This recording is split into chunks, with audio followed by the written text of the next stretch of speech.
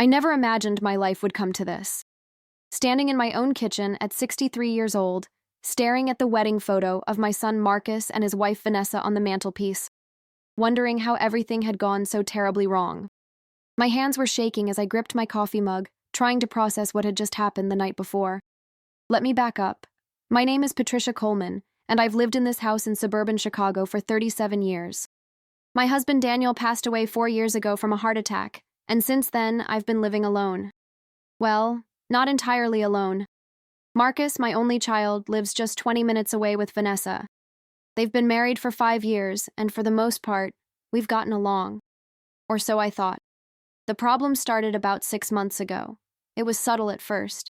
Vanessa would make little comments about how I called too often, how I dropped by unannounced, how I still treated Marcus like he was a child. I tried to laugh it off, tried to give them space. But the truth was, after Daniel died, Marcus was all I had left.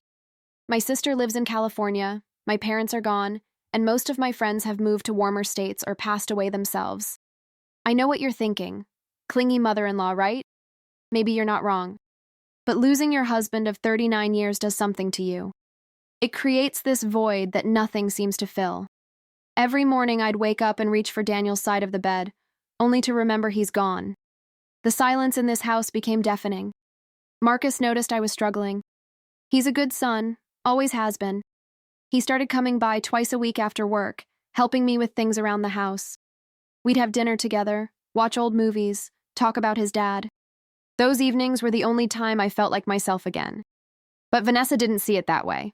She started making excuses for why Marcus couldn't come over.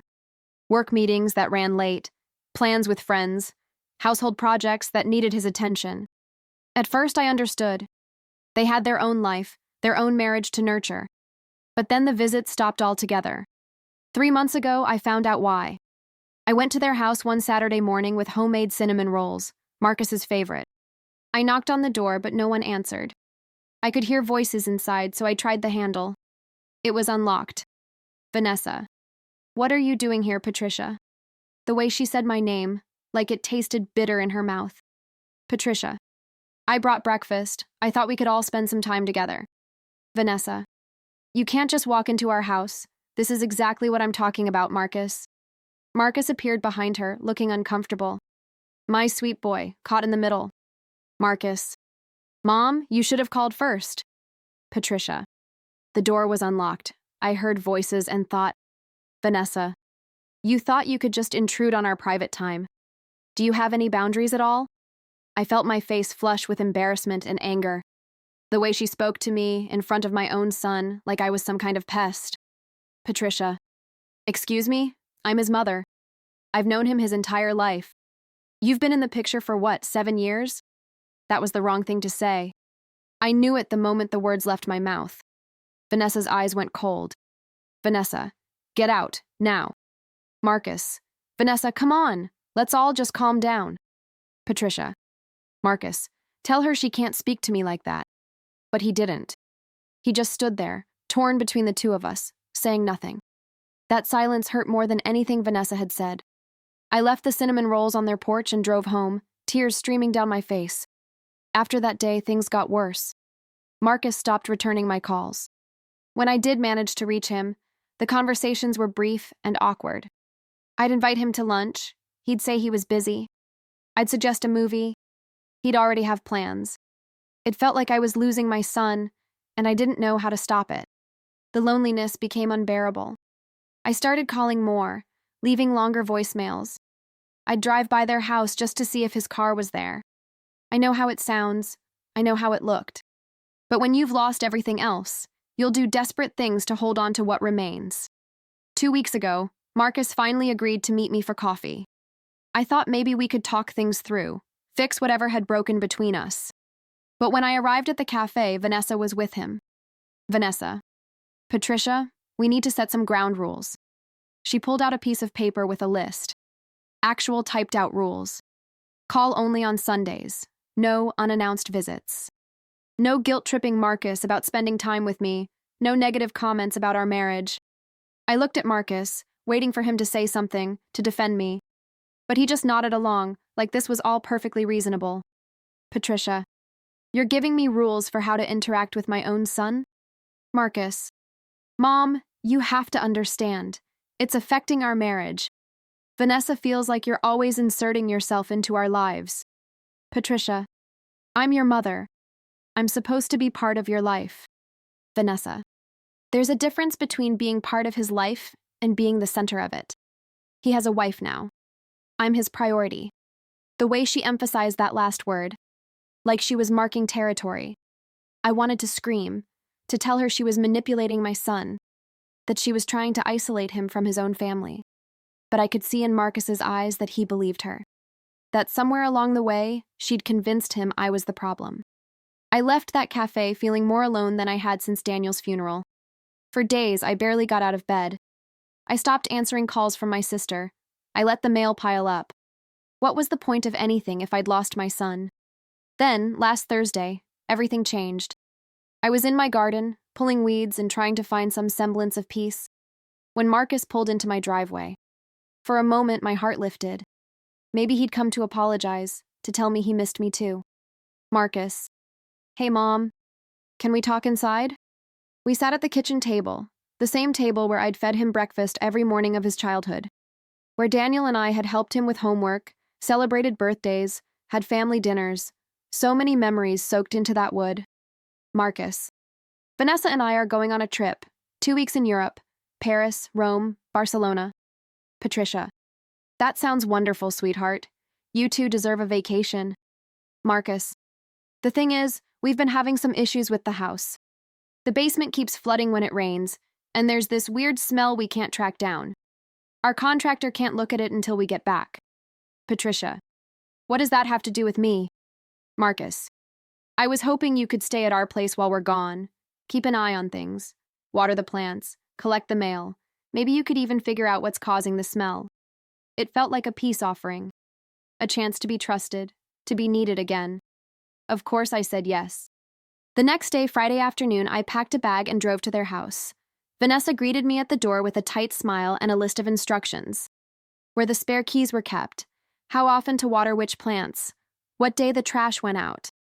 She handed me a paper with Wi-Fi passwords and alarm codes. Vanessa. The basement stairs are the third door on the left in the hallway. There's a flashlight on the kitchen counter. You might need it down there.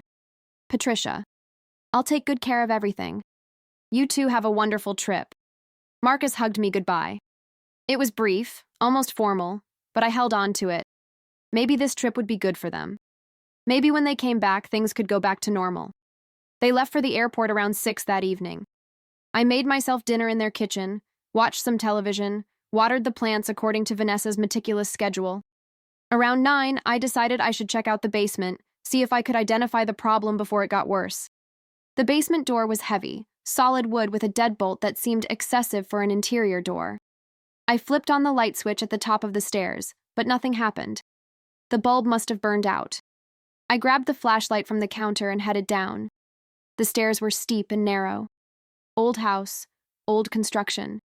The beam from my flashlight cut through the darkness, revealing concrete walls and a musty smell that was definitely more than just dampness. I made it to the bottom and started looking around. Old furniture covered with sheets, boxes stacked in corners, a washer and dryer against the far wall. Then I heard it. The heavy thud of the basement door closing. I turned around quickly, my flashlight beam swinging wildly across the ceiling. Patricia. Hello? Marcus? Footsteps above my head. Definitely footsteps. But Marcus and Vanessa were supposed to be on a plane by now.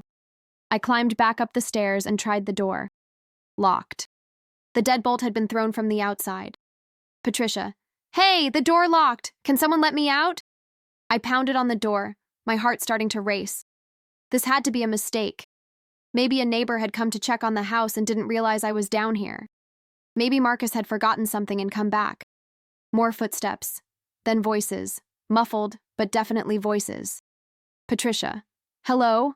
I'm locked in the basement. Can you hear me? The footsteps faded. A door slammed somewhere in the house. Then silence. I pulled out my phone. No signal. Of course not. Basement walls too thick. I tried the door again, throwing my weight against it. It didn't budge. Panic started creeping in. I forced myself to breathe slowly, to think rationally. There had to be another way out. A window, maybe. I went back down the stairs and searched the walls with my flashlight. The basement was completely underground. No windows, no other doors. Just concrete walls and that single stairway leading to the locked door. I tried yelling again, pounding on the ceiling. Nothing. Whoever had been upstairs was gone now. It took me about 20 minutes to fully accept what had happened. Someone had deliberately locked me in this basement, and given the timing, given the circumstances, there was only one person who would have done this. Vanessa. But that didn't make sense. She was supposed to be on a plane to Europe with Marcus. Unless that whole trip was a lie. Unless this had been the plan all along. I sat down on the bottom step, my mind racing through everything that had led to this moment, the deteriorating relationship, the rules and boundaries, the way Vanessa had looked at me with such cold calculation. Had she been planning this? But why? What did she gain from locking me in a basement? The flashlight flickered. I checked my phone again. Still no signal, and the battery was at 78%. I needed to conserve it. I turned off the flashlight to save its batteries and sat in the darkness, trying to think. Hours passed. I have no idea how many. Without windows, without my phone working, time became meaningless. I tried the door periodically, always with the same result. Locked tight. I searched every corner of that basement, looking for tools, for anything that might help me escape. Nothing useful, just old furniture and sealed boxes. The thirst hit me first. My mouth felt like cotton. Then the hunger. I'd only had a light dinner, and my body was starting to complain. But worse than the physical discomfort was the fear. The growing realization that I was truly trapped, and no one was coming to help me. I thought about Daniel. What would he tell me to do right now? He'd always been the calm one, the problem solver. I could almost hear his voice. Daniel. Think, Patty. Use your head. What resources do you have? Resources. I had my phone with no signal, a flashlight with failing batteries, the clothes on my back, and a basement full of old junk. I started going through the boxes more carefully, using the flashlight sparingly. Most of it was garbage, old textbooks from Marcus's college days, Christmas decorations. But then I found something interesting. A toolbox. Inside were a hammer, some screwdrivers, a small saw, and various other tools. The door itself was solid, but doors have hinges. If the hinges were on my side, maybe I could remove them. I climbed back up the stairs and examined the door frame with my flashlight. The hinges were on the other side. Of course they were, but the door frame itself was just wood. Old wood. I could see gaps where it met the concrete. Maybe, just maybe, I could pry it loose. I went back down and grabbed the hammer and the largest flathead screwdriver. Back at the door, I started working the screwdriver into the gap between the frame and the concrete. The wood was old and slightly rotted from moisture. It gave way easier than I expected. I worked for what felt like hours. My arms ached. My hands were blistered. But slowly, inch by inch, I was making progress. The frame was loosening. Then the flashlight died completely. I was plunged into absolute darkness. The kind of darkness that makes you question which way is up. I sat down on the stairs and cried. Really cried. For the first time since Daniel's death. Not the quiet tears I'd shed in private, but deep, racking sobs that came from somewhere primal. I cried for my husband, for the life we'd built together that had ended too soon. I cried for my son, who I was losing to a woman who clearly wanted me out of the picture. I cried for myself, for the pathetic, desperate person I'd become, the clingy mother-in-law who couldn't let go. Vanessa had been right about some things. I had been inserting myself too much into their lives. I had been making Marcus choose between us. I had been using my grief as an excuse to ignore boundaries. But this? Locking me in a basement? This was insane. This was criminal. Whatever mistakes I'd made, I didn't deserve this. The darkness became my companion. In it, I could think more clearly. I could see myself from the outside, and I didn't like what I saw. A woman so afraid of being alone that she'd pushed away the one person she had left. If I got out of this basement, when I got out, things would have to change. I would have to change. I don't know how long I sat there in the dark. Long enough for my tears to dry. long enough for my resolve to harden into something stronger than fear. I felt my way back down the stairs, found the toolbox by touch, and pulled out what felt like a smaller screwdriver. Back at the door, working entirely by feel, I continued my assault on the door frame. I didn't need to see. I could feel where the wood had loosened. I could feel it giving way beneath my efforts. Time lost all meaning. Work, rest, work, rest. My hands were bleeding. I could feel the warm stickiness, but I didn't stop. I couldn't stop. Then, finally, I felt the frame shift. Really shift. I put my shoulder against the door and pushed with everything I had. The frame gave way with a crack that echoed through the basement. The door swung open, still locked, but now I could squeeze through the gap between it and the broken frame. I stumbled into the hallway, dizzy and disoriented. Light streamed through the windows. Morning light. How long had I been down there? A day? 2 days? I made my way to the kitchen and drank water straight from the tap, gulping it down until my stomach hurt. Then I checked my phone. It started buzzing immediately with missed calls and messages. 27 missed calls, 43 text messages. Most were from Marcus, some from Vanessa. All from the same time period, about 12 hours ago. I opened the messages from Marcus first. Marcus. Mom, where are you? You're not at our house. Marcus. Mom, please call me, I'm worried. Marcus. The neighbors saw police cars. What's going on? Police cars? I looked out the front window. 2 police cruisers were parked on the street. The messages from Vanessa were different. Colder. Vanessa. You really couldn't help yourself, could you? Breaking into our home while we're away. Vanessa. The police are looking for you. Marcus knows what you did. What I did? What was she talking about? There was a knock at the door, sharp and official. I opened it to find 2 police officers standing on the porch. Officer Martinez. Ma'am, are you Patricia Coleman? Patricia. Yes, that's me. Officer Martinez. We need to ask you some questions. May we come in? I let them in, my mind still foggy from dehydration and exhaustion. They asked me to sit down, and then Officer Martinez pulled out a notepad. Officer Martinez. Mrs. Coleman, can you tell us where you've been for the past 36 hours? Patricia. I was locked in the basement. The door was bolted from the outside. I just got out. The 2 officers exchanged glances. Officer Chen. Mrs. Coleman, we received a call yesterday from Marcus Sullivan and his wife Vanessa. They're in New York, about to board a flight to Europe. They reported that you'd broken into their home and were refusing to leave. Patricia. What? No. They asked me to house sit. I have the keys they gave me. I pulled the keys from my pocket and showed them. Officer Martinez made a note. Officer Martinez, they claim they never asked you to house sit. In fact, they have a restraining order application pending against you for stalking and harassment. The words hit me like a physical blow. Restraining order, stalking, harassment. Patricia. That's not true. That's not what happened. Marcus called me Thursday. He asked me to watch the house while they were gone. I came here Friday evening. Everything was fine until I went down to check the basement. Someone locked me in. Officer Chen. Who would lock you in the basement, Mrs. Coleman? Patricia. Vanessa. It had to be Vanessa. She must have come back after Marcus left. Or maybe they never actually went to the airport at all. I could see the skepticism on their faces. I sounded crazy. I knew I sounded crazy. Officer Martinez. Do you have any proof that Marcus asked you to house sit? Text messages? Emails? I grabbed my phone and searched through my messages. Nothing.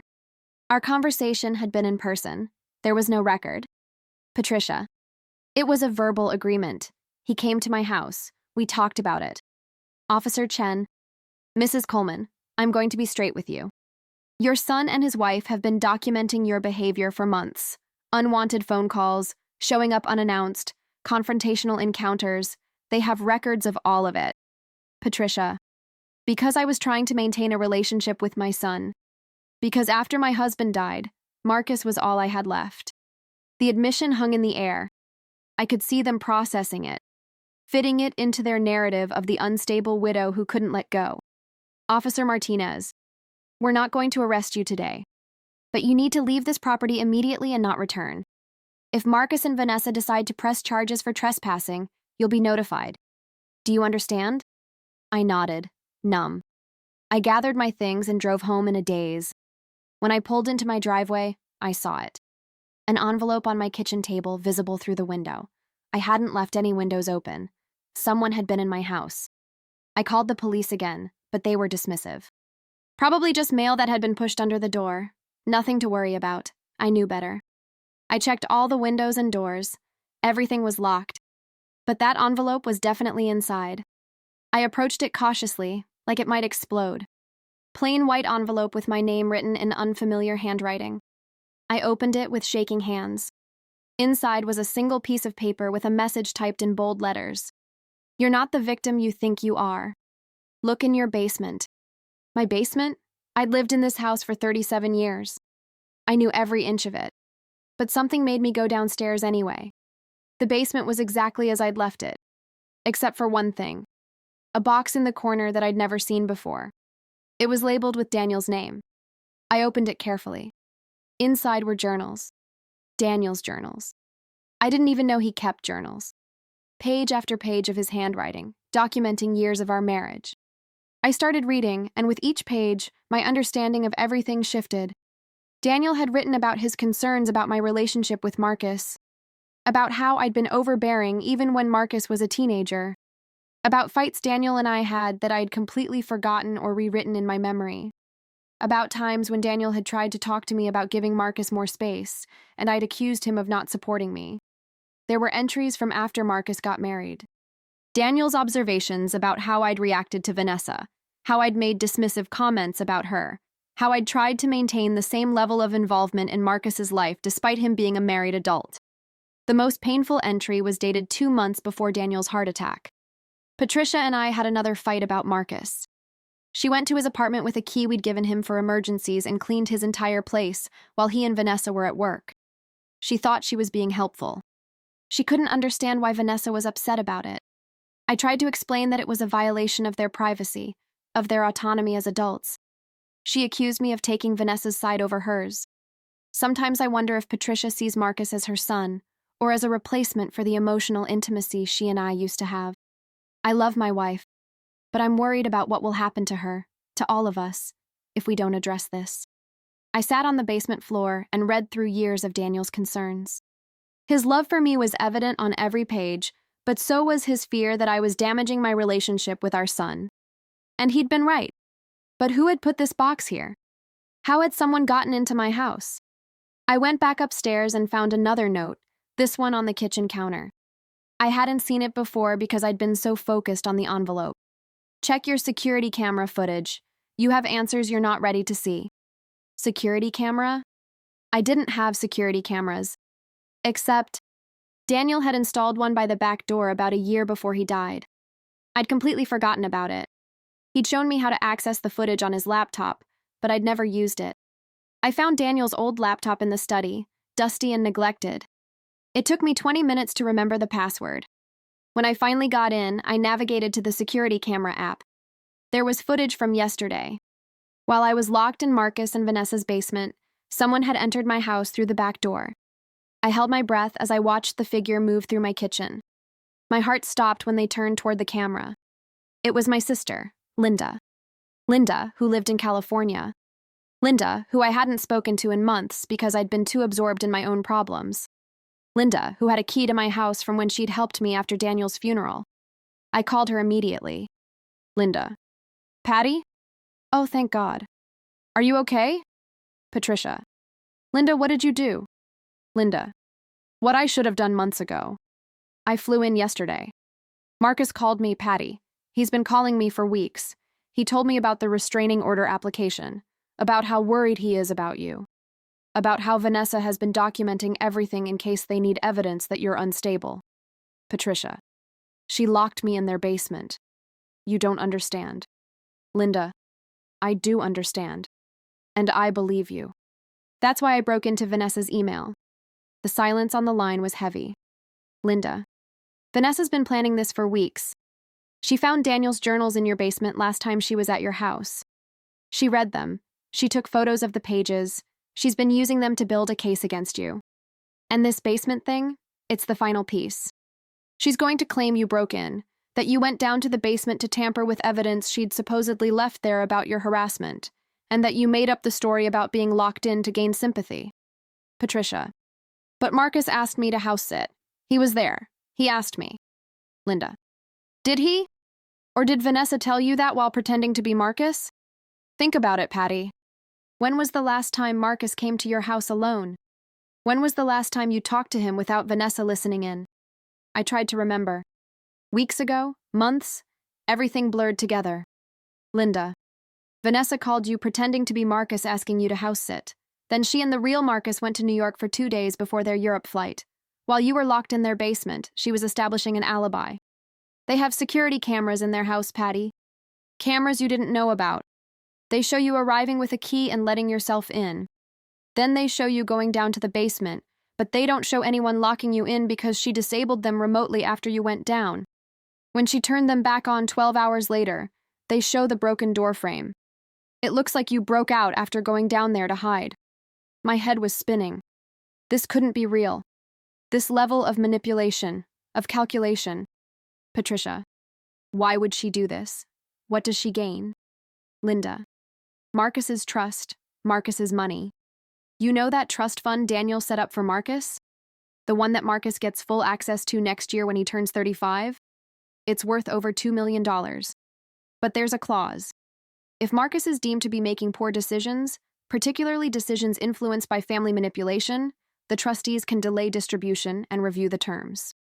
Vanessa wants to establish that you're unstable, that you're manipulative, so that when Marcus inevitably wants to help you financially, she can point to all this evidence and convince the trustees that Marcus is being manipulated by his mother. It protects the money for her. I felt sick. My own son's wife had orchestrated all of this for money. But then, the other shoe dropped. Patricia. Linda, how do you know all this? How did you get access to her emails? Linda. Because I hired a private investigator last month. Marcus called me crying, saying he didn't know what to believe anymore. That you'd been acting erratic, but that Vanessa seemed almost too eager to document everything. Something felt off to him, but he couldn't put his finger on it. So I hired someone to dig into Vanessa's background. Patty, she's done this before. Her first marriage ended after she tried to alienate her ex-husband from his family. There were allegations, never proven, that she'd manipulated situations to make his mother look unstable. The ex-husband's mother ended up in a psychiatric facility for evaluation. By the time she was cleared, the damage was done. Patricia. Does Marcus know any of this? Linda. He knows now. I sent him everything 3 hours ago. He's on his way back from New York. He should be landing soon. I looked at the clock. It was almost 3 in the afternoon. I'd lost track of time completely. Linda.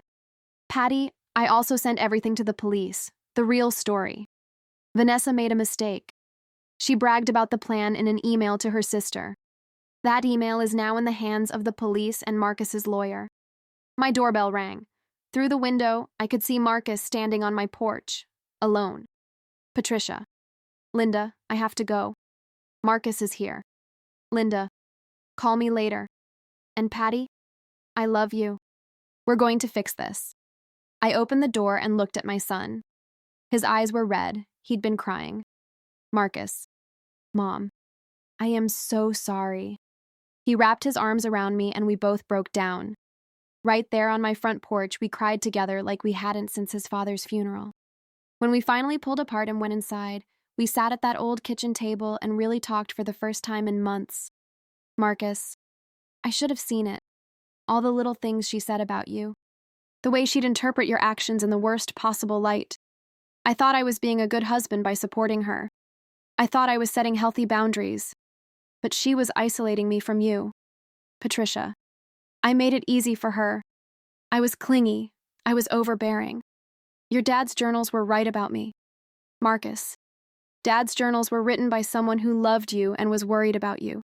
But he also wrote about how much you loved me. How hard you tried. You made mistakes, Mom, but you didn't deserve any of this. We talked for hours. About Daniel, about grief, about how I'd been using Marcus to fill the void Daniel left. About how Marcus had been so focused on pleasing Vanessa that he'd stopped trusting his own instincts. Marcus. The restraining order application is withdrawn.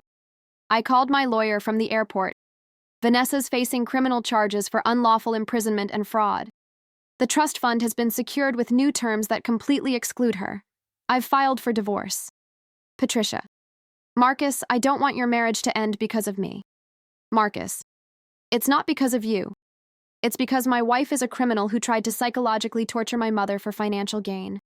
That's not a marriage worth saving. He stayed with me that night. We ordered pizza and watched old movies, just like we used to do after Daniel died.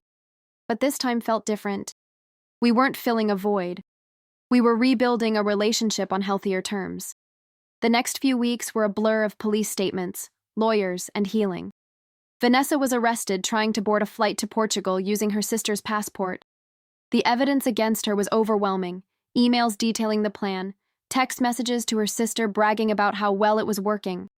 Even a recording she'd made on her phone while watching the security camera feed from Marcus and her house, commenting on how pathetic I looked trying to break out of the basement.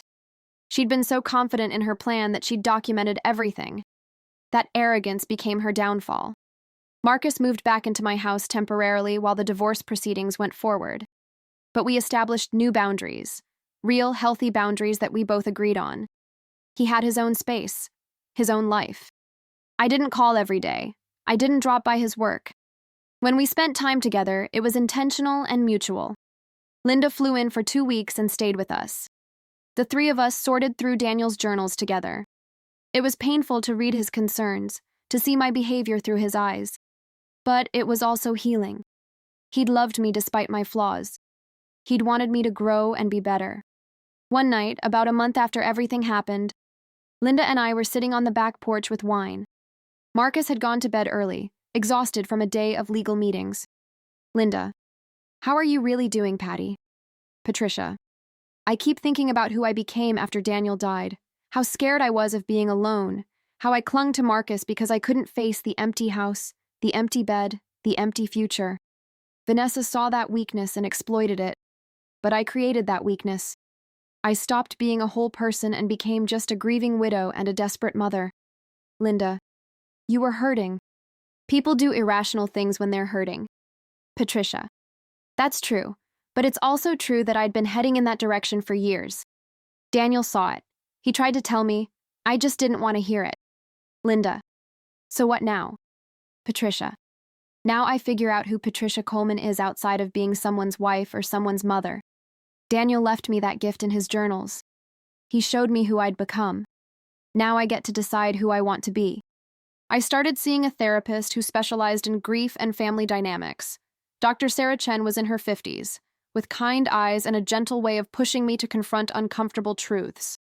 Dr. Chen, you've experienced a significant trauma. Being locked in that basement was traumatic, but I want to talk about the trauma that led you there. The loss of your husband, the fear of losing your identity, the feeling that you needed to control your relationship with your son to feel safe. Patricia. I know I was too dependent on Marcus. I know that now. Dr. Chen. It's not about being too dependent. It's about understanding why you felt you needed that dependence.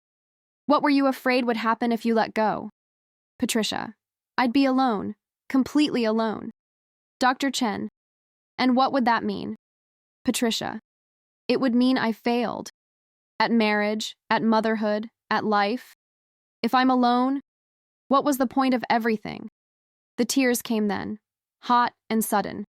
I cried in that therapist's office in a way I hadn't cried even in the basement, because I was finally admitting what I'd been running from for 4 years. Dr. Chen. You equate being alone with being worthless. Your value as a person is tied to your relationships. When Daniel died, you lost half your value, so you overcompensated with Marcus to make up for it. Patricia. Yes, that's exactly it. Dr. Chen. So let me ask you this. What makes you valuable as a person, not as a wife or mother? Just you. Patricia. I couldn't answer. I sat in that chair and realized I had no idea who I was outside of those roles. 63 years old, and I'd never developed an identity independent of the people I loved. That became my work. Figuring out who Patricia was. I started small. I joined a watercolor painting class at the community center, something I'd always wanted to try but never had time for. I was terrible at it initially, but I loved it. The way the colors bled into each other. The focus required to create something beautiful. The complete absorption in the moment. I volunteered at the local animal shelter, walking dogs, socializing cats, cleaning cages. It was humbling work, but it felt good to be useful in a way that had nothing to do with my son or late husband. Plus, I fell in love with an old golden retriever named Buddy, who'd been returned by 3 different families. He was stubborn and had bad hips and barked at everything. I adopted him within 2 weeks. Buddy became my companion. Not a replacement for Daniel or a substitute for Marcus, but his own presence in my life. He demanded walks, which meant I had to leave the house every day. He needed medication for his hips, which gave me a routine. He was terrible at following commands, which made me laugh when I'd been sure I'd forgotten how. I reconnected with old friends I'd neglected, women I'd known for decades who'd drifted away as I'd become more isolated. It was awkward at first, admitting I'd been a bad friend, that I'd let these relationships wither.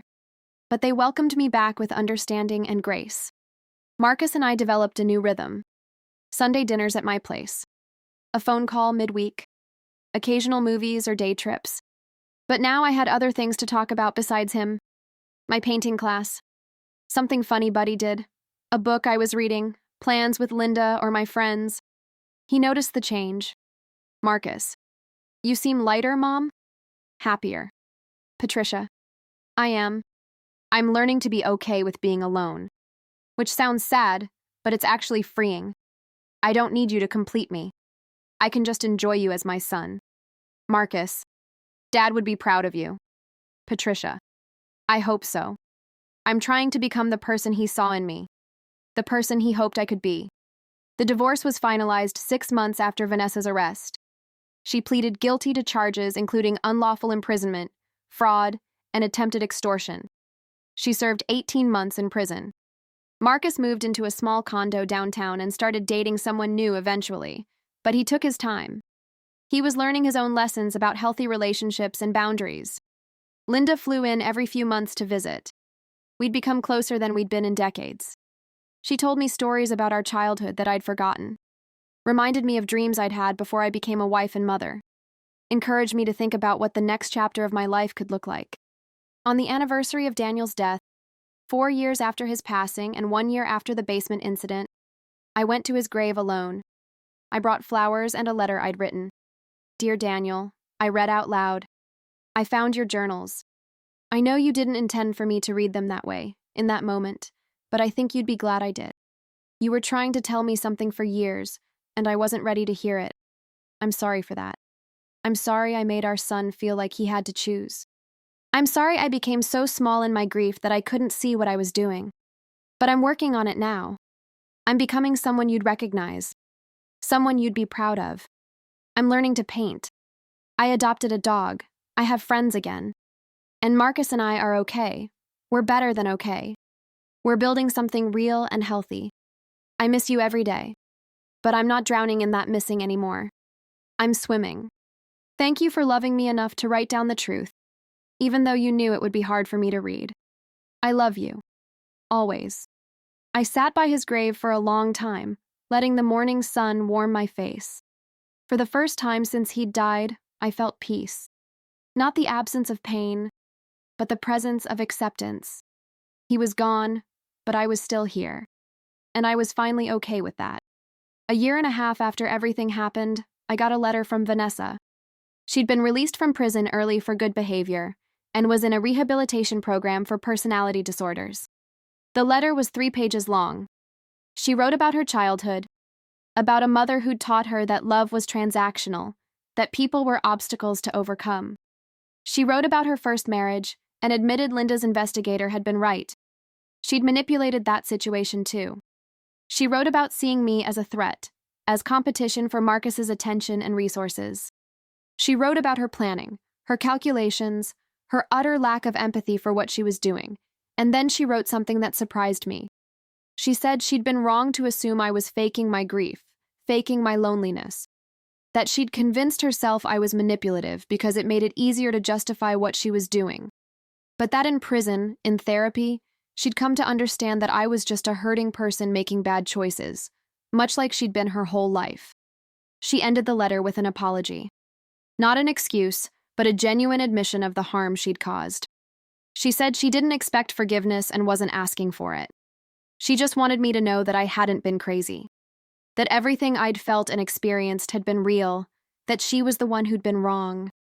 I read that letter sitting at my kitchen table with Buddy at my feet and Marcus's latest text message on my phone about coming over for Sunday dinner. And I felt something unexpected. Pity. Not for myself, but for Vanessa. For a woman so damaged that she could hurt people with such calculation. For someone who'd never learned that love didn't have to be a competition or a transaction. I wrote back. Not a long letter, just a short note. I told her I hoped she was getting the help she needed. I told her I forgave her, not because she deserved it, but because I deserved the freedom that came with letting go. And I told her that I hoped she found peace with herself. Dr. Emerwa Chen said it was a significant moment in my healing. The ability to separate Vanessa's actions from my own self-worth. To acknowledge that she'd hurt me without defining myself as a victim forever. To offer forgiveness without diminishing the harm that had been done. Now, 2 years after that day in the basement, my life looks completely different. I'm 65 years old and I've never been more content. I teach watercolor classes at the community center twice a week. I'm on the board of the animal shelter. I travel with Linda every few months. Last year we went to Ireland. This year we're planning Portugal. Marcus is engaged to a woman named Jennifer. She's a social worker with a kind heart and clear boundaries. The first time I met her, she shook my hand and said, "I've heard a lot about you, Patricia. I'm looking forward to getting to know you. Not as Marcus's mom, just as you." I knew right then that this was different. Healthy. Good. Buddy passed away 6 months ago. His hips finally gave out completely, and I made the hard decision to let him go. I held him as the vet gave him the injection, and I told him what a good boy he was, how much he'd helped me when I needed it most. Marcus was there with me, his hand on my shoulder. We cried together, but it was a different kind of crying. The kind that comes from love and gratitude, not desperation and fear. I adopted another senior dog 2 weeks later. A beagle mix named Lucy who'd been found wandering the streets. She's sweet and gentle and follows me everywhere. I think Buddy sent her to me. I still miss Daniel. I probably always will. But it's not the devastating, identity-shattering loss it once was. It's a tender ache, a permanent part of my landscape. I talk to him sometimes, usually when I'm painting or walking Lucy. I tell him about my day, about Marcus and Jennifer's wedding plans, about the woman I've become. I like to think he's proud. The basement incident changed me, not in the way Vanessa intended. She meant to break me, to prove I was unstable, to justify cutting me out of Marcus's life. Instead, she broke open something that needed to be broken, my desperate clinging, my fear of being alone, my inability to see myself as valuable outside of my relationships. In that darkness, locked away and terrified, I had to confront who I'd become. And in the aftermath, in the revelation of Vanessa's manipulation and Daniel's journals and Linda's intervention, I had to choose who I wanted to be next. I chose myself. Not in a selfish way, but in a necessary way. I chose to be a whole person with interests and relationships and value that existed independent of anyone else. I chose to love my son without needing him. I chose to honor my husband's memory without being destroyed by his absence. I chose to forgive Vanessa without forgetting what she'd done. I chose to forgive myself for the mistakes I'd made. Some people ask me if I regret what happened, if I wish things had gone differently. The truth is complicated. I regret the pain. I regret the fear. I regret that my relationship with Marcus had to nearly be destroyed before we could rebuild it properly. I regret that Daniel died before I could show him I'd finally understood what he'd been trying to tell me. But I don't regret who I am now. And I couldn't have become this person without going through all of that. Sometimes we need to be broken down to our foundation before we can rebuild ourselves into something stronger. Last week, I was teaching my watercolor class at the community center when a new student came in. She was about my age, maybe a little younger. She sat down at the empty easel next to mine and introduced herself as Margaret. We chatted while mixing paints, the usual small talk about the weather and the class. Then she said something that made me pause. "Margaret, I just lost my husband 6 months ago. My daughter suggested I take up a hobby, keep busy. But honestly, I don't know what I'm doing. I don't know who I am without him. I looked at her, at the lost expression in her eyes, at the way her hands shook slightly as she held her paintbrush. I saw myself 4 years ago. Drowning. Desperate. Clinging. Patricia. I understand. I lost my husband 4 years ago. It's the hardest thing I've ever been through. Margaret. How did you survive it? How did you move on? Patricia. I didn't move on. I moved forward. There's a difference. And I had to learn who I was again. Or maybe for the first time. It's hard work, painful work, but it's worth it. Margaret. I don't know if I can do that. I don't know if I'm strong enough. Patricia. You are. I promise you are. You just don't know it yet. We painted together that day, 2 women rebuilding ourselves one brushstroke at a time. I told her about my journey, not all of it, but enough. I told her about therapy and painting and getting a dog and reconnecting with friends. I told her about learning to be okay with being alone. And as I talked, I realized something. This was the point, not just my own healing, but being able to help someone else begin theirs. The pain I'd been through, the mistakes I'd made, the growth I'd experienced, it all meant something because I could use it to light the way for someone else in the dark. That's what Daniel had been trying to show me in his journals. Not that I was wrong or bad, but that I had more to offer the world than just being his wife or Marcus's mother. That I was a full person with value and wisdom, and the ability to impact others. He'd seen that in me even when I couldn't see it in myself. Margaret and I exchanged phone numbers after class. I told her to call me if she needed to talk, if the loneliness got too heavy. She hugged me tight and whispered, "Thank you." Walking to my car with Lucy trotting beside me, I felt Daniel's presence more strongly than I had in years. Not in a supernatural way, but in the echo of his love still shaping who I was becoming. He'd given me so many gifts in his life and his death. Time. Love. Truth. And finally, through his journals, the push I needed to become my own person. I stopped at the cemetery on the way home. It wasn't a planned visit, just a spontaneous decision to say hello. Lucy sniffed around the headstone while I stood there in the afternoon sun. Patricia, I met someone today who needed what I learned. I think you'd like that. You always said I had so much to give if I could just get out of my own way. I'm trying, Daniel. I'm really trying. And I think I'm getting there. A breeze rustled through the trees. Lucy barked at a squirrel. The sun warmed my face. I felt in that moment completely at peace. Not happy in a manic way. Not sad in a devastating way. Just peaceful.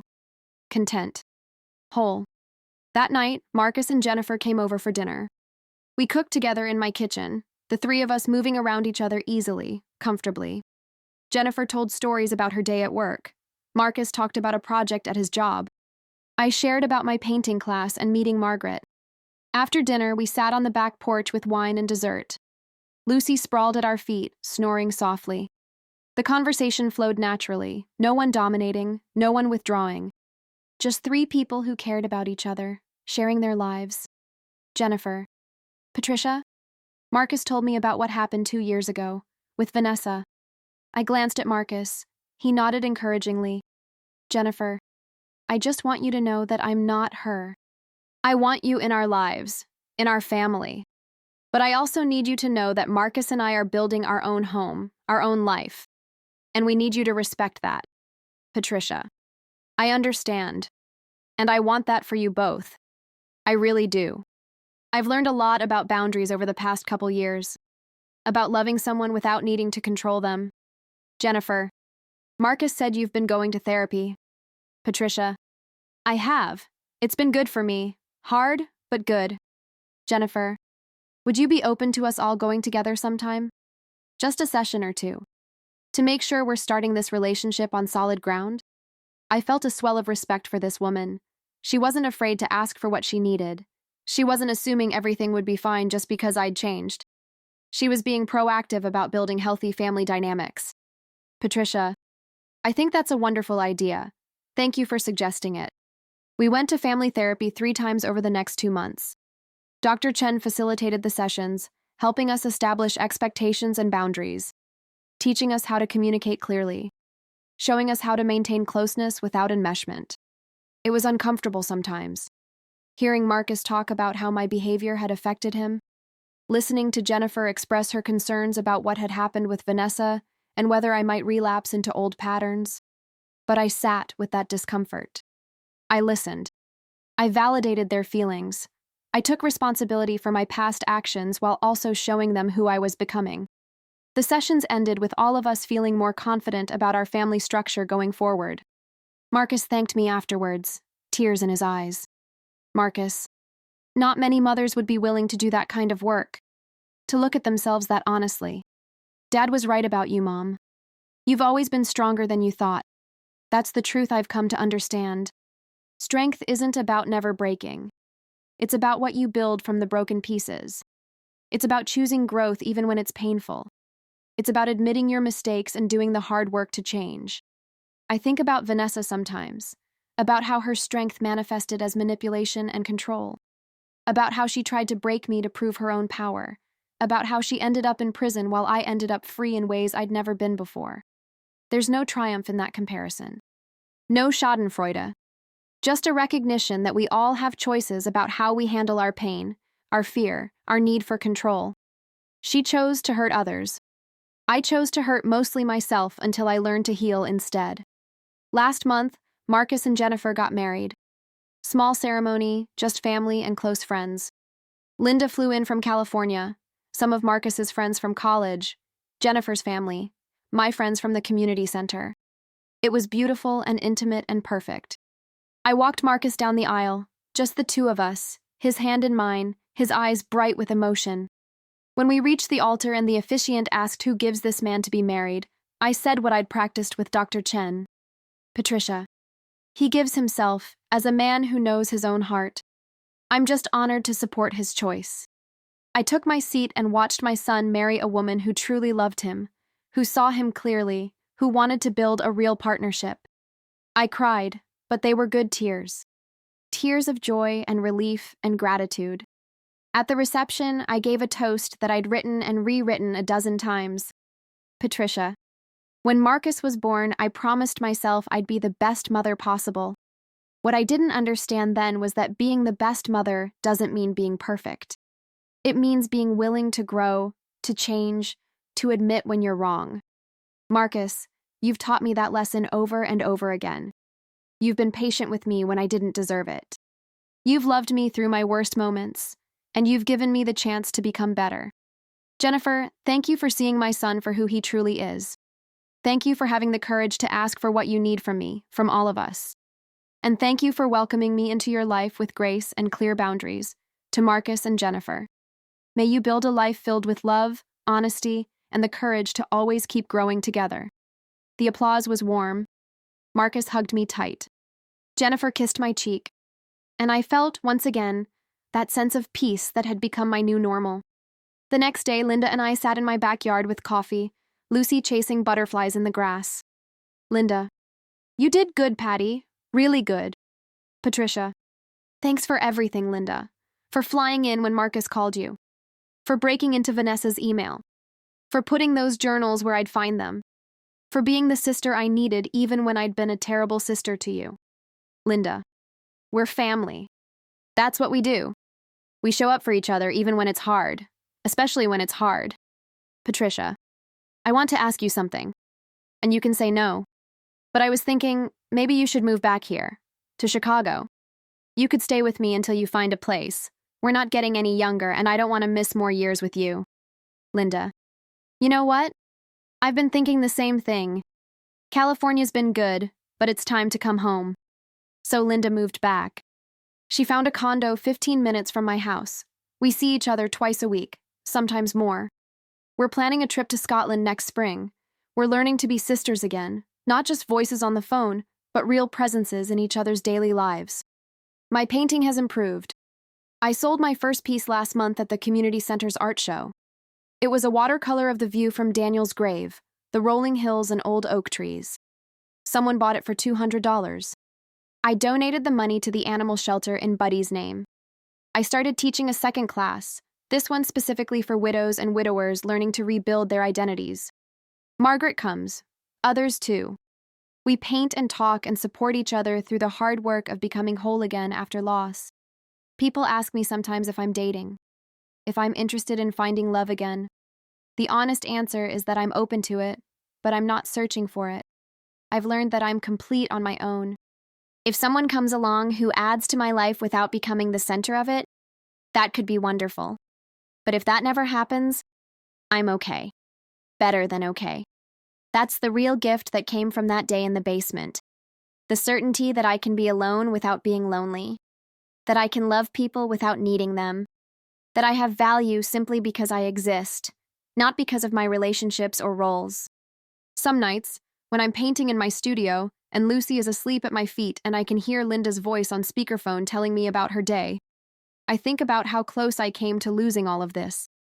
How Vanessa's plan could have worked.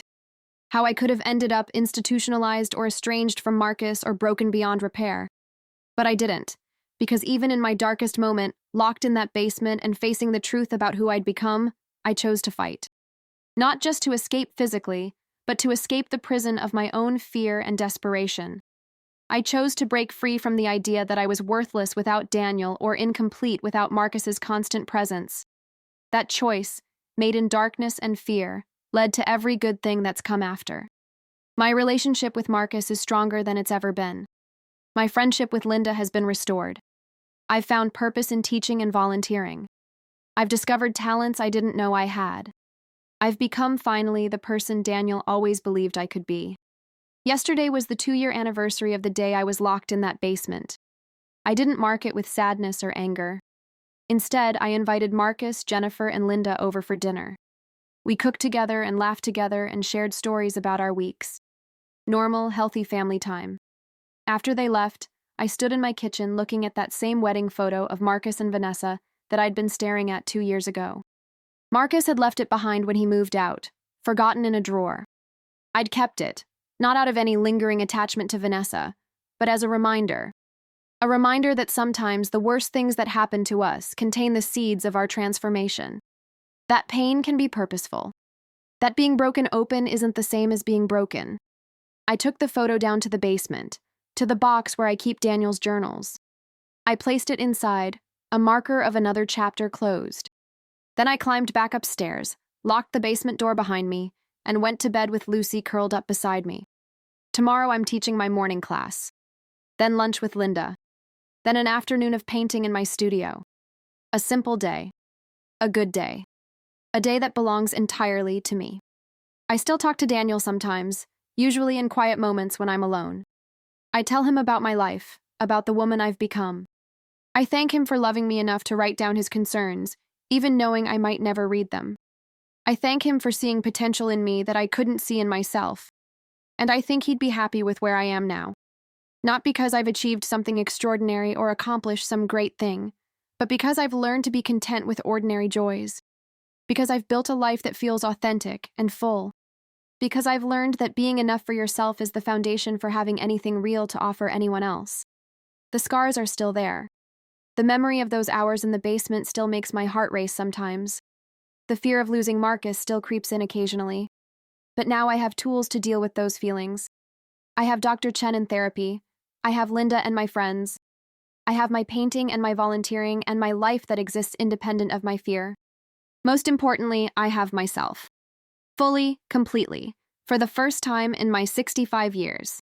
And that, more than anything else that came from that terrible day, is the real miracle. Not that I survived being locked in a basement, but that I finally escaped the prison I'd built around my own heart. 3 months after the wedding, Jennifer called me with news that changed everything again. She was pregnant. Marcus was going to be a father. I was going to be a grandmother. My first reaction was pure joy. My second reaction was fear. What if I repeated the same patterns with this grandchild? What if I became the overbearing grandmother the way I'd been the overbearing mother?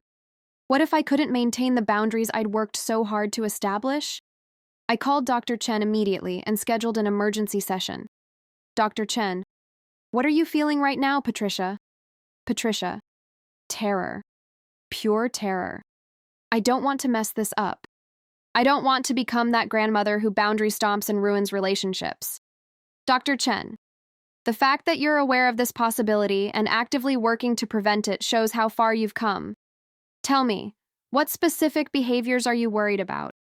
Patricia, showing up uninvited, offering unsolicited advice, trying to take over, making it about me instead of about them and their baby. Dr. Chen, good. You've identified the potential pitfalls. Now let's talk about how you create a different relationship with this grandchild from the beginning. We spent the session developing a plan. I would wait to be invited. I would ask permission before buying things or making suggestions. I would respect their parenting choices even if I disagreed. I would remember that this was their child, not mine, and that my role was to support, not direct. When Jennifer was 5 months along, she and Marcus invited me to lunch. They wanted to discuss my involvement with the baby. Marcus, Mom, we've been talking about what we want from family after the baby comes, and we wanted to be clear with you from the start. My heart sank. Were they going to limit my access? Had they decided I couldn't be trusted?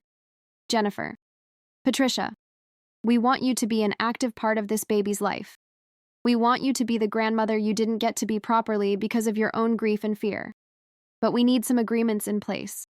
She pulled out a document they'd prepared together. But instead of rules and restrictions, it was a list of boundaries and expectations that worked both ways. What they needed from me, what I could expect from them, how we'd handle disagreements, how we'd communicate about visits and help. It was thoughtful and thorough, and exactly what we all needed. Patricia, this is perfect. Thank you for putting in the work to make this clear. I promise I'll respect these boundaries. And if I slip up, please call me on it immediately. Don't let it build up the way we did before. Marcus, we will. And Mom, we want you to babysit regularly. Once the baby's old enough, we want our child to know you, to love you, to have a real relationship with you. The tears came then. Happy tears this time. Jennifer, you've done so much work on yourself, Patricia. We see it, we appreciate it, and we trust you. Trust. That word meant everything to me. I'd broken their trust before. Now they were offering it again, and I wasn't going to squander it. Baby Emma was born on a Tuesday morning in late October. Marcus called me from the hospital, his voice shaking with emotion and exhaustion and joy. Marcus, Mom, she's here. She's perfect. Can you come meet her? I drove to the hospital with my hands trembling on the steering wheel. This was a new beginning, a chance to do things right from the start. When I walked into Jennifer's hospital room and saw Marcus holding that tiny baby, something shifted in my chest. Not the desperate, clutching love I'd felt when Marcus was born. Something different, deeper, more peaceful.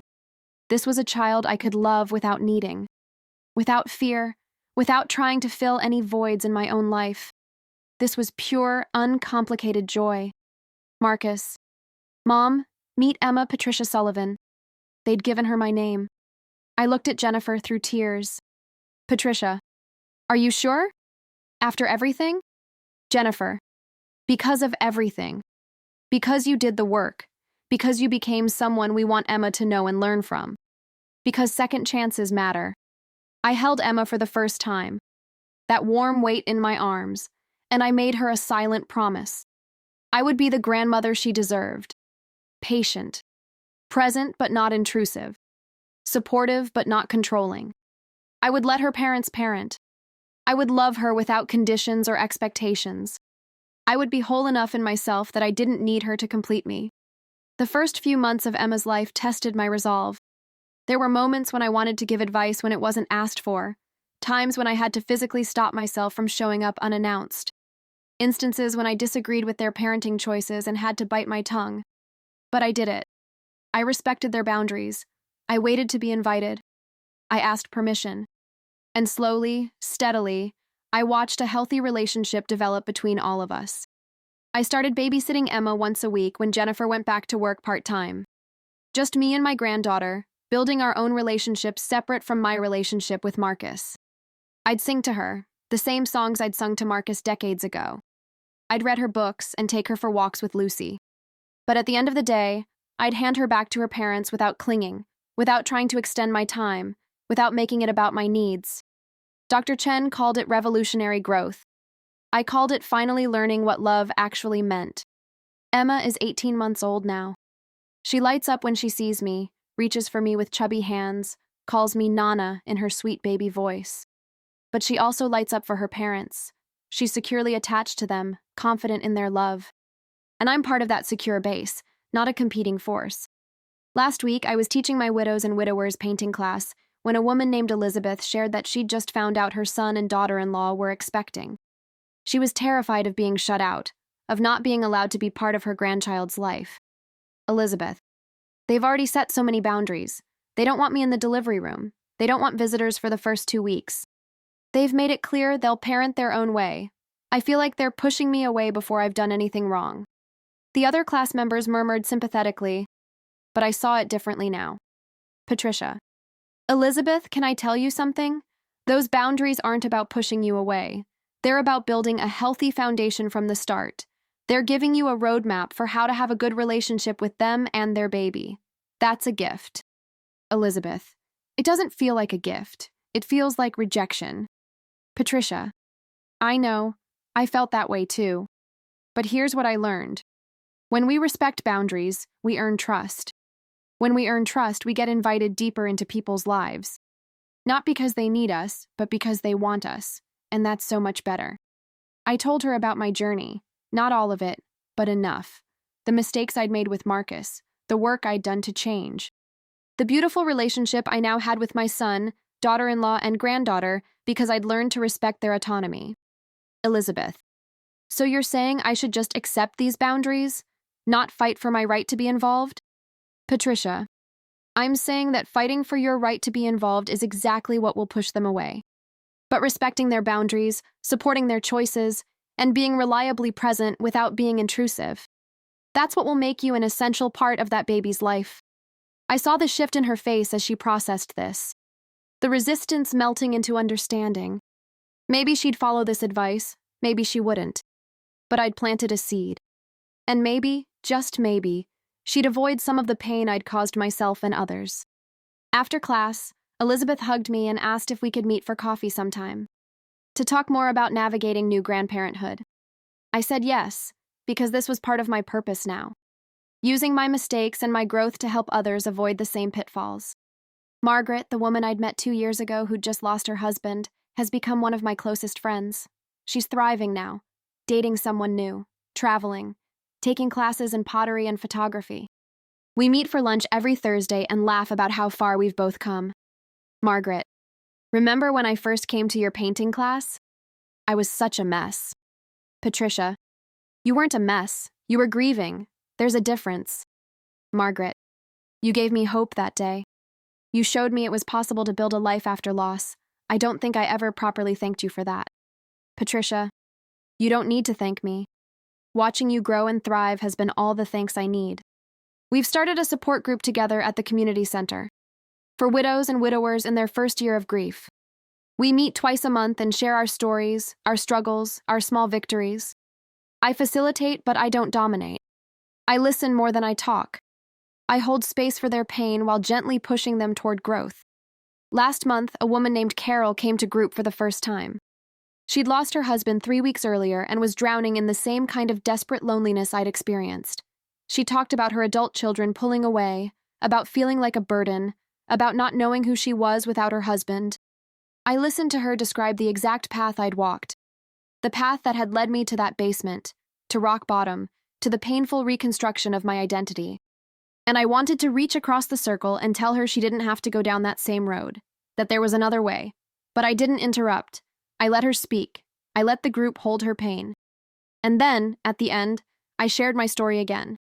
The abbreviated version, the one that hit the key points without overwhelming anyone. Patricia, Carol, everything you're feeling is valid. The pain, the loneliness, the fear of being alone.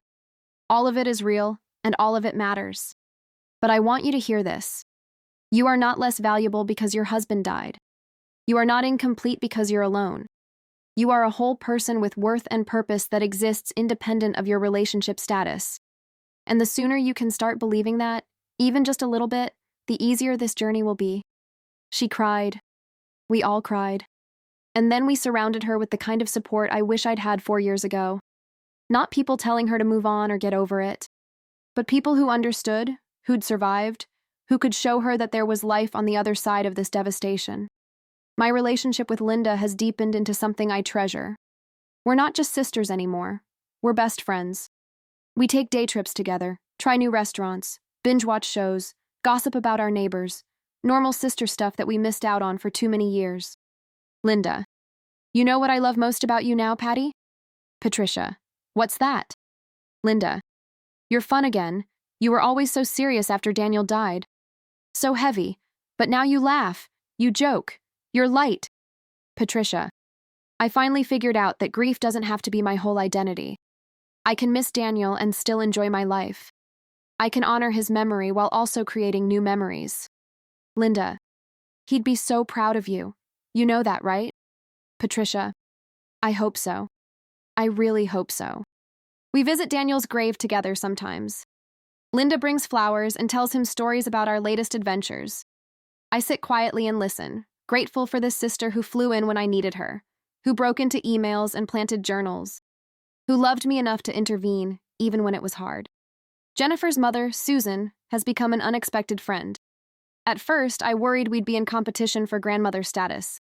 But Susan is secure in herself, and together we've figured out how to support Marcus and Jennifer's family without competing or undermining each other. We meet for coffee once a month, just the two of us. We compare notes on Emma, share funny stories, and make sure we're not overwhelming the kids with too much help or attention. It's a partnership built on respect and clear communication.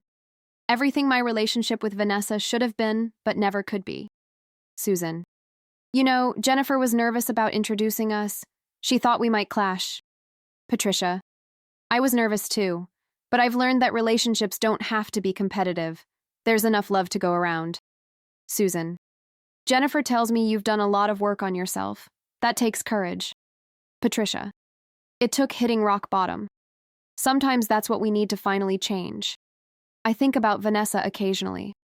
Wonder if she's doing okay, if the rehabilitation program helped her, if she's building a life for herself after prison. I don't wish her harm. I don't even feel anger anymore.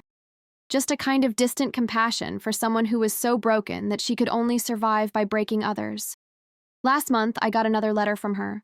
She's living in Arizona now, working as a waitress, still in therapy. She wrote about the consequences of her actions. How she can't get professional work in her field anymore because of her criminal record. How her family has mostly cut her off. How she's building a life from nothing, learning to be a person instead of a predator. She thanked me again for responding to her first letter. Said it was the only grace anyone had shown her. Said it gave her hope that redemption was possible. I wrote back again. Told her about Emma. About my work with grieving widows and widowers. About how the worst thing she'd ever done to me had, in a strange way, become one of the best things that ever happened to me because it forced me to change. I don't know if we'll ever be in contact beyond occasional letters. I don't know if I'd even want that. But I can hold space for her humanity while also maintaining boundaries. I can wish her well while also keeping her at a safe distance. That's growth too. Emma's second birthday is coming up next month. Marcus and Jennifer are planning a small party, family and a few friends. They've asked me to help with the planning, but in a collaborative way. Not me taking over, but all of us working together. I'm making the cake, chocolate with raspberry filling, from a recipe Daniel used to love. I'm doing it because they asked, not because I'm trying to prove anything or make myself indispensable. Just because I enjoy baking and they appreciate the help. That's the difference now. Everything I do comes from a place of fullness, not emptiness. I give because I want to, not because I need to be needed. I show up because I enjoy their company, not because I'm afraid of being forgotten. Last night, I was painting in my studio when my phone rang. Marcus, calling just to chat. No emergency, no specific reason, just wanting to talk to his mom. We talked for an hour about nothing important, his work project, Jennifer's new hobby, Emma's latest words. My upcoming trip with Linda to the Grand Canyon. Easy, comfortable conversation between two people who love each other without conditions. After we hung up, I sat in my studio and looked at the painting I was working on. A landscape of the park where Daniel and I used to walk. I could see him in my mind's eye, striding ahead with his hands in his pockets, turning to smile at me over his shoulder. He'd be proud of me now. Not because I'm perfect, I'm not. I still make mistakes. I still have moments of fear and insecurity, but because I'm trying, because I'm growing, because I finally understood what he'd been trying to tell me all those years. Love doesn't mean clinging. It means releasing. It means trusting. It means being whole enough in yourself that you can celebrate other people's autonomy instead of feeling threatened by it. My life now is rich and full. I have my painting and my volunteering, my classes and my support group, my friends and my family, my granddaughter and my sister, my dog and my garden, and my quiet evenings at home. I have myself, fully formed, complete. Not perfect, but authentic. Not fearless, but brave enough to face my fears. Not without pain, but no longer defined by it. Sometimes I think about that day in the basement. The darkness, the fear, the moment when I had to decide who I wanted to be. And I'm grateful for it. Not because it was pleasant or because I'd want to repeat it, but because it broke me open in exactly the way I needed to be broken.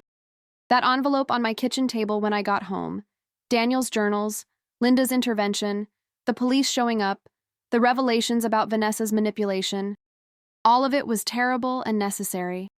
All of it led me here. To this studio, to this life, to this version of myself that I actually like, that I'm proud of, that I trust to keep growing and learning and becoming. Emma will grow up knowing a grandmother who is whole, who has boundaries, who loves her fiercely but doesn't need her, who can be present without being overwhelming, who models healthy relationships and self-respect and the courage to keep changing. That's my legacy now, not perfection, not always getting it right, but the willingness to do the work, the humility to admit mistakes, the strength to keep growing even when it's painful. I close my eyes and imagine Daniel's voice one more time. Daniel. You did it, Patty. You figured it out. I always knew you could, and maybe he's right, maybe I did, or maybe I'm still figuring it out, one day at a time, one choice at a time, one boundary at a time. Maybe that's all any of us can do. Keep showing up, keep trying, keep growing. The sun is setting outside my studio window. Lucy is asleep at my feet. My phone shows a text from Linda about our lunch plans tomorrow. Another from Jennifer with a photo of Emma playing in their backyard. Another from Margaret confirming our Thursday lunch. My life isn't dramatic anymore. It's not filled with crisis and conflict. It's just steady and good and mine. And that's everything I never knew I needed. I pick up my paintbrush and return to the landscape, adding shadows, building depth, creating something beautiful from blank canvas. It's a metaphor too obvious to miss. But sometimes the obvious metaphors are the truest ones. This is my life now. Creating beauty, supporting others, loving freely, living fully, being enough, being whole, being me. And it all started with being locked in a basement by someone who wanted to destroy me. Instead, she set me free. Not from the basement, though that was part of it, but from the prison of my own fear and desperation. From the belief that I was nothing without my roles. From the patterns that had been destroying me and everyone I loved. I'm grateful for that now. Grateful for the darkness that forced me to find my own light. Grateful for the breaking that allowed me to rebuild stronger. Grateful for the pain that taught me what truly mattered. Tomorrow I'll wake up and water my garden. I'll take Lucy for a walk. I'll teach my painting class. I'll have dinner with Linda. I'll text Marcus and Jennifer to check in. I'll work on my landscape. I'll live my life. And it will be enough. More than enough. It will be everything.